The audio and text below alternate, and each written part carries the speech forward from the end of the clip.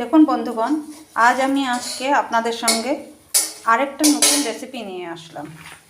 এটা হলো যেটা এই যে মাছটা দিয়ে আমি পাতুরির মতো করব। ঠিক আছে, মাছটাকে আমি ফ্রাই করব না, মাছটাকে আমি কাঁচাই এটাকে আমি হলদি লবণ দিয়ে মেখে নেব।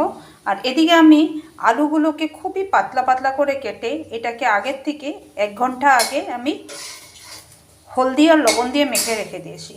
দেখুন, হলদি লবণ দিয়ে মেখে রাখাতে এখানে খানিকটা জলের মতো বেরিয়ে গেছে। এটাই আমাকে পরে সেদ্ধ করতে সাহায্য করবে। এই আগের থেকে হলদি লবণটা মেখে রেখে দিলে কি হয়, আলুটা নরম হয়ে যায়। আচ্ছা, এখন যেটা করব, এখন আমি এই আলুর সাথে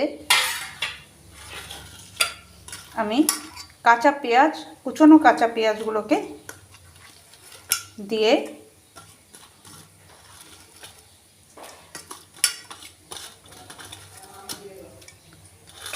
এটাকে আমি মেখে দেব। এই যে দেখুন, আমি এইভাবে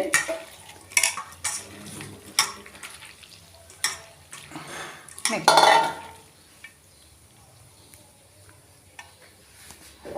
আমি এখানে মেখে দিলাম।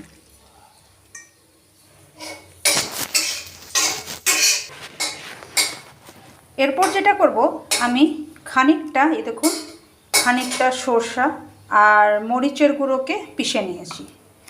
এই মরিচের গুঁড়ো আর এই যে সরষে যে পেস্টটা, যে সরষে আর মরিচের গুঁড়োর যে পেস্টটা, আমি এইটার সঙ্গে আমি এইভাবে সম্পূর্ণটা এখানে দিয়ে দেব। দেখুন, এই যে সরষে আর মরিচের গুঁড়োর যে পেস্টটা ছিল সেটার সাথে আমি কি করেছি, খানিকটা হলদির গুঁড়ো আর একটুখানি আমি কি করেছি মরিচের গুঁড়ো দিয়ে দিয়েছি, একটু হালকা স্পাইসি করবার জন্য। আর সাথে আমি কি করলাম, কাঁচা তেল খানিকটা দিয়ে দিয়েছি। এখন যেটা করব সেটা আমি এটাকে এখন খুব ভালোভাবে কষলে কষলে মাখব। খুব ভালোভাবে আপনাদেরকে কষলে কষলে এটাকে মাখতে হবে।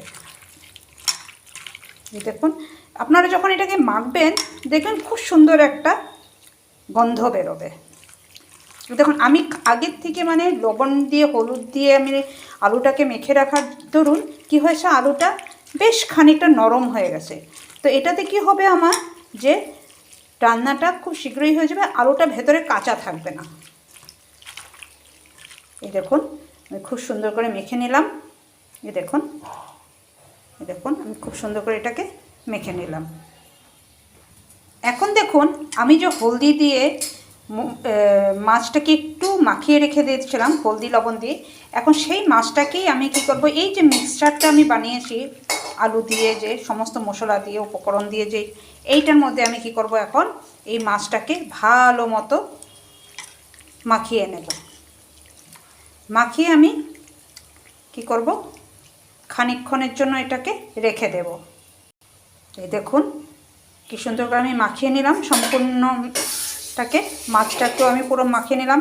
এই দেখুন, হালকা জল, এই যে এটার মধ্যে একটু হালকা আমি আলুর যে একটা মশলা দিয়ে করবার পরে যে একটু হালকা হালকা জল আসে, এইটা আমাকে হেল্প করবে যে সব কিছু আরও সুন্দর মতো হয়ে যাওয়ার জন্য। ঠিক আছে, এই দেখুন কি সুন্দর করে মাখিয়ে নেওয়া হয়েছে। এখন আমি কিছুক্ষণের জন্য এটাকে, ধরুন খুব বেশি নয়, এটা 10 থেকে 15 মিনিট মতো আপনারা এটাকে এমনভাবে রেখে দেবেন। রেখে দিলে কি হবে, যে আমি যে আলুর সাথে যে মশলাটা মিশিয়েছি, যত কিছু যা যা শস্য মরিচ যা যা উপকরণ দেওয়ার ছিল সেগুলো যে দিয়েছি, সেইটা কি হবে, সম্পূর্ণটাই এই মাছের ভেতরে ঢুকে যাবে। আচ্ছা, আমি আপনাদের আরেকটা কথা বলছি, যেটা হলো যে আমি কিন্তু আলুগুলোকে, আমি প্রথমেই আপনাদেরকে বলেছি, আমি আলুগুলোকে একদম পাতলা পাতলা করে কেটেছি।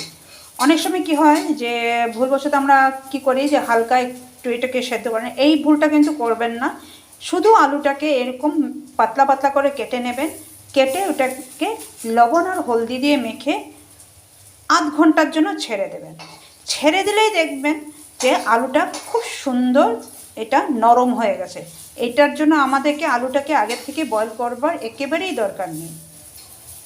আচ্ছা, এখানে দেখুন আমি যে মাছটা ইউজ করেছি, এটা কিন্তু একটু তেলাক্ত মাছ ইউজ করেছি। আপনারা চাইলে যে কোনো মাছ দিয়ে এই ধরনের তরকারিটা বানাতে পারেন, মাছের যে সবজিটা। এটা অ্যাকচুয়ালি এটা কলা পাতা দিয়েও হয়। আমি কলা পাতা যেহেতু আমি পাইনি, আমাদের এখানে কলা পাতা খুব মানে বেশি পাওয়া যায় না, চারিদিকে বিল্ডিং হয়ে যাওয়ার জন্য, আমি এটাকে কড়ার মধ্যে বানাবো। আপনারা যে কোনো মাছ দিয়ে এটাকে বানাতে পারেন। এখন দেখুন আমি 10 থেকে 15 মিনিটের জন্য আমি মিক্স করে আমি রেখে দিয়েছিলাম। এখন আমার এটা 10 থেকে 15 মিনিট হয়ে গেছে। এখন আমি এখানে কড়ার মধ্যে খানিকটা তেল দিয়ে দিলাম। তেলটাকে আমি হালকা গরম হতে দিয়েছি। তারপর আমি এখন এটাকে মিক্সচারটা মাছটা দিয়ে আমি এখানে বানাবো। আচ্ছা দেখুন আমার তেলটা পুরো গরম হয়ে গেছে।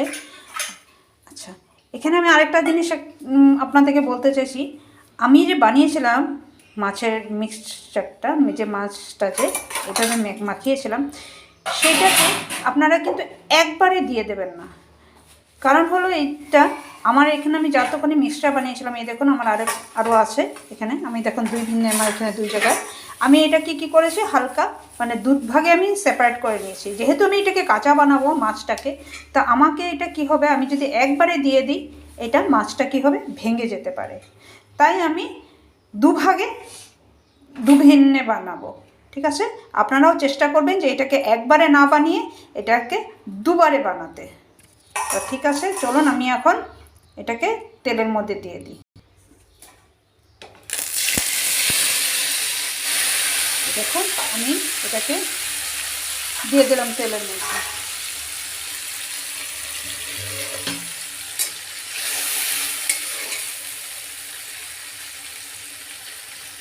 এই দেখুন আমি এটা তেলের মধ্যে দিয়ে দিলাম। দিয়ে আমি এটাকে কিন্তু আমি ঢাকা দেব না, ঢাকা না দিয়ে এটাকে আমাকে বানাতে হবে। আমাকে স্টিমটাও একদম লো স্টিমে করব না, লো টু মিডিয়াম স্টিমের মধ্যে আমাকে এটা করতে হবে। আর আমাকে এটা ঢাকা দিতে পারবো না, কারণ আমি অলরেডি এটাকে অনেকটা টাইম মাখিয়ে আমি রেখে দিয়েছিলাম।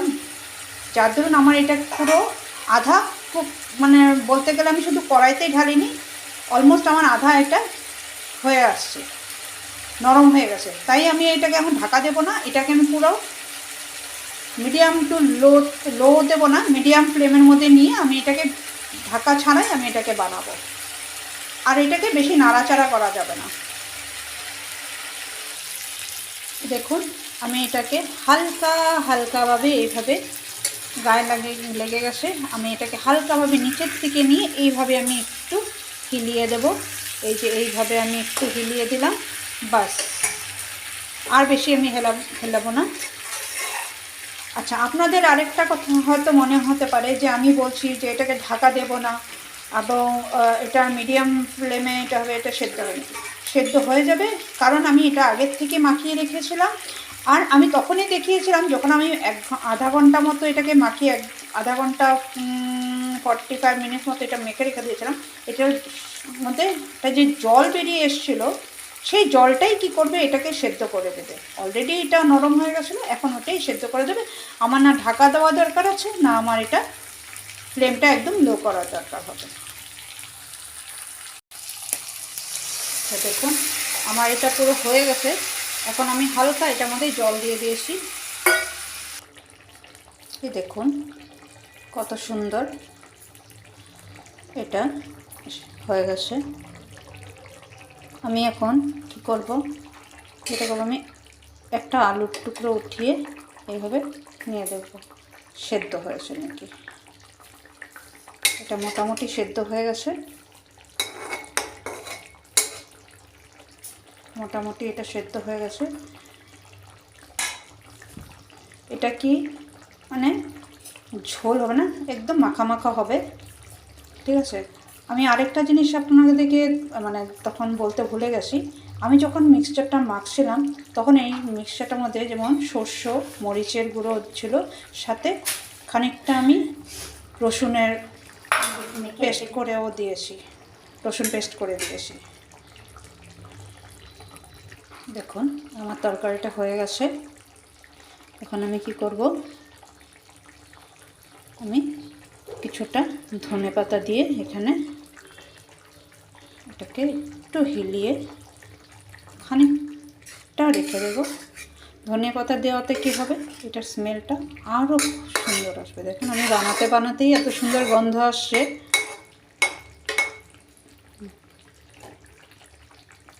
দেখুন আমি ধনিয়া পাতাগুলো দিয়ে দিলাম।